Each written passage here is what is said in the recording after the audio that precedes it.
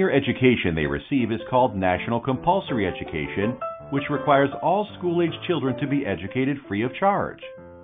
Following compulsory education, Chinese students will sit their first important lifetime test, the Senior High School Entrance Examination, Zhongkao. Based on the results and personal choices, 87% of students step into senior secondary education, and 57% go to regular senior secondary schools to gain cultural and scientific knowledge, while 43% enter secondary vocational schools to be trained with skills for employment.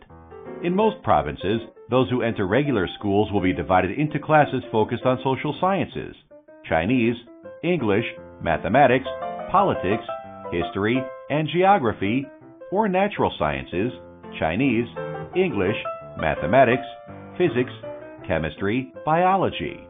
Whichever one they choose decides what they will be tested on during the college entrance examination, Gaokao, their second important exam. The total point of the examination is 750. In fact, there are 6 foreign languages that can be chosen. English is the most popular. Whether students enter the university they prefer depends on their final scores and the enrollment mark of the university. Therefore, Gaokao is greatly significant to Chinese. That's why most senior students in high school work hard to prepare for the examination under huge pressure. However, China has implemented historic education system reform. Gaokao will adopt a 3+3 model. All subjects require higher-level Chinese, especially a traditional Chinese culture. Chinese education points to comprehensive personal development-oriented education. Gaokao tends to select examinees on the basis of majors. Back in 2013, China began monitoring and assessing the development of county-level compulsory education. Since then, around 12,000 new schools have been built. According to data released by the Ministry of Education Supervision Bureau last February, over 60% of counties have now achieved balanced development. According to the 2010-2020 National Midterm Educational Reform and Development Plan, efforts should continue to be made to improve the quality of compulsory education across the country. Let's take a look at how China is placing education high on the government agenda.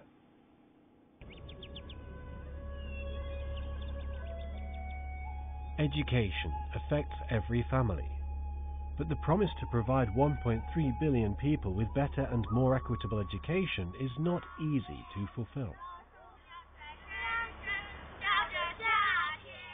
The village of Leifeng, in the heart of the Dabie Mountains, is 100 kilometers away from the nearest town. 10-year-old Xia Guilin lives here with her grandparents. 我的妈妈是原奶还是原面还是俩？因为我没见过妈。 Poverty forced Xia Guilin's mother to leave the mountains as soon as she gave birth. Xia Guilin is a very thoughtful girl and is always ready to help her grandma.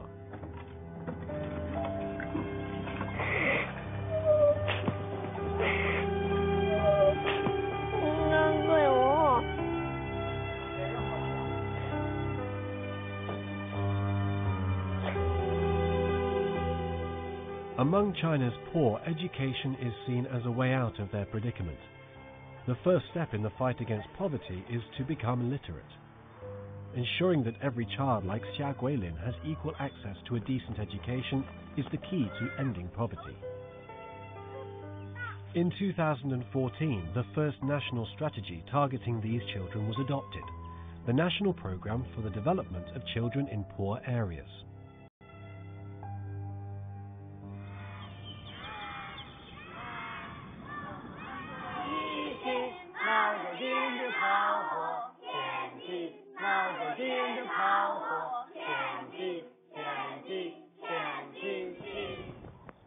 There are 21 children at Xia Guilin's school. All, like her, are from poor families.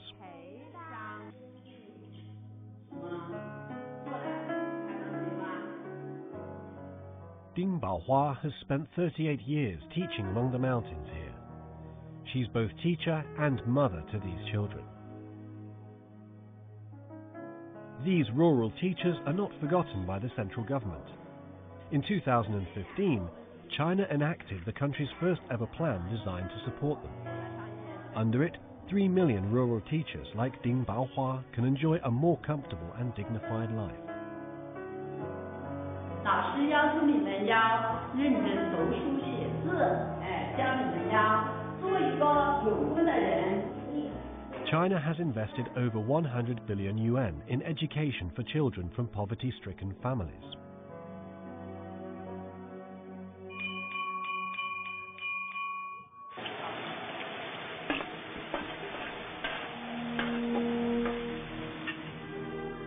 It's lunchtime. The daily nutritious lunch is provided free of charge.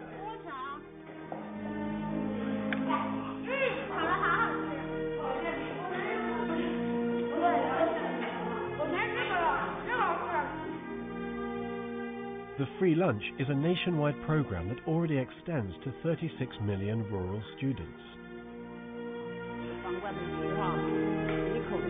15年的5月1号，我们这个小厨房就做起来了。 The hope and future of the Dabie Mountains lie with Xia Guilin and her classmates. 我的梦想是当一名赛车手。我的梦想是当一名画家。我的梦想是当一名宇航员。 The future is smiling on Xia Guilin. More and more children like her are being accepted by the country's major universities.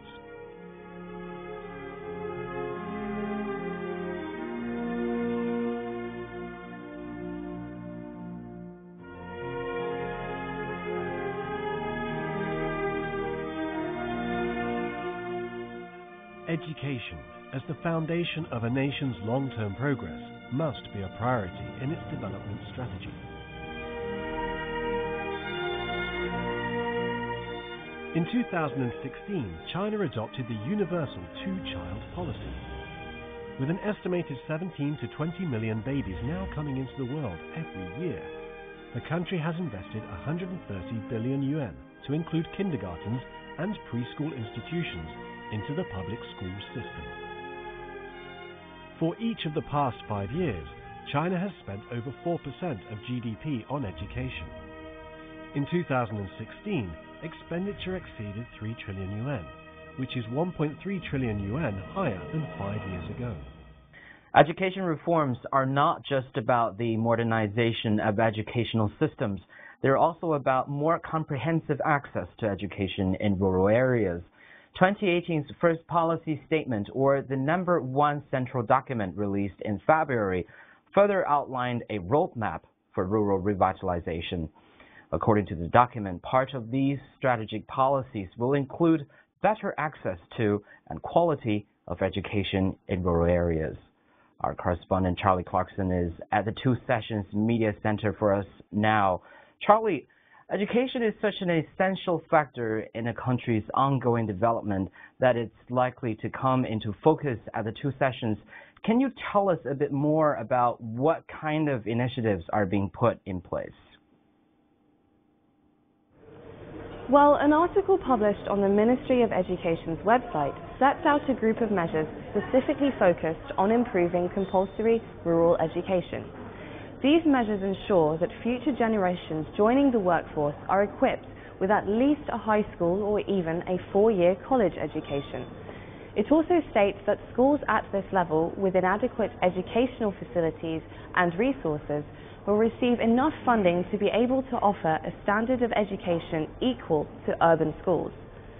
Vocational schools will also be allocated more funding, enabling them to offer free education, and a flexible farmer training system will be established to allow farmers to catch up on schooling in secondary and tertiary vocational schools during off-seasons. More educational resources and financial support will be distributed to rural areas relative to cities to bolster the supply of teachers in rural schools. In 2017, fiscal spending on education was again over 4% of GDP, and the number of students from poorer rural areas enrolled in university grew over 21%. So lots of progress being made and promising new approaches are being set out to reduce the differences and accessibility factors between rural and urban education. That was Charlie at the Media Center for us there. Now, the #1 central document also encourages professionals from higher learning and research institutions to take up temporary positions in rural schools and businesses to pass on their expertise and experience. To encourage more teachers to work in rural education on a more permanent basis, China issued a plan in 2015 to offer subsidies and allowances for such teachers. By the end of 2015, the central budget had provided over 1 million rural teachers in poor areas with additional living allowances totaling 7.37 billion yuan. Earlier this year, China's Xinhua News Agency reported on China's plans to train millions of more comprehensive, quality teachers by 2035. On January 30, the Ministry of Education released the first national standard of its kind for assessing the quality of teaching in undergraduate programs at higher education institutions. This was a significant movement for the ministry as it continues to establish a leading quality control system and improve the standards of teaching nationwide. Since 2012, Chinese President Xi has spoken openly and frequently about the importance of education. He has said that children are the future of this country, and ensuring that all children have the same opportunities is vital. This administration has prioritized strengthening and developing education, which, in his address at the 19th CPC National Congress last year, he described as fundamental to our pursuit of national rejuvenation. He went on to pledge promoting the coordinated development of compulsory education in urban and rural areas, while giving particular attention to rural areas, and strive to see that each and every child has fair access to good education. One of the most recent rural developments include the establishment of over 587,000 libraries in rural areas, which began its pilot scheme in 2005. Statistics released by the Ministry of Education in September showed that the sum of educational grants issued between 2012 and 2016 rose by nearly 50% to a total of nearly 700 billion yuan. The government also waived tuition fees for students from poor rural families at many senior high schools. Earlier we spoke to Lawrence Baran, a scholar with the China Center for Globalization, about the differences in high school between China and the U.S. Biggest challenge for us with education is what I call the distractions that are created by Western social media, and some of the values that are being exported, in my mind, are really, really negative. So you had a situation of a recent shooting in American school, and it was a tragedy. I think there were 17 children killed. Unnecessary. If you go back and there was a shooting the day after, and if you go back and you look at it, within this year alone, you've had 19 shootings on campuses in America. That is almost an average of 3 a week. I think human rights is the right for kids to be able to go to school safely and not to have to worry about being shot. We have to ask, why are people running around and shooting? Why are students opening fire on campus? And you have to look at it from two perspectives. One is gun control. That's a national issue and a national debate, and a constitutional debate, and a lobbyist debate. But then let's also look at the role of our media and our social media. So I watch the stuff that's coming out. I watch it on YouTube that my kids are looking at. Rap singers. Every word is a 4-letter word. And it's an angry word. They're words of anger. They're hate. If you look at the videos that are coming out, it's all about anger and hate. If you look at, some of the, for the young kids, some of the videos, there's a figure, he's always on there, blonde-haired figure, and he was recently in a suicide park in Japan. It's all negative. It's all fostering anger. It's all fostering social conflict. It is penetrating people's minds.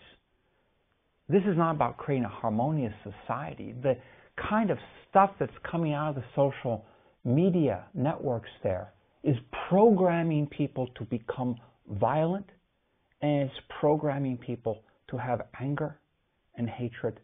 And also it's keeping them away from reading and from education, from the hard stuff that's necessary if you want to develop technology.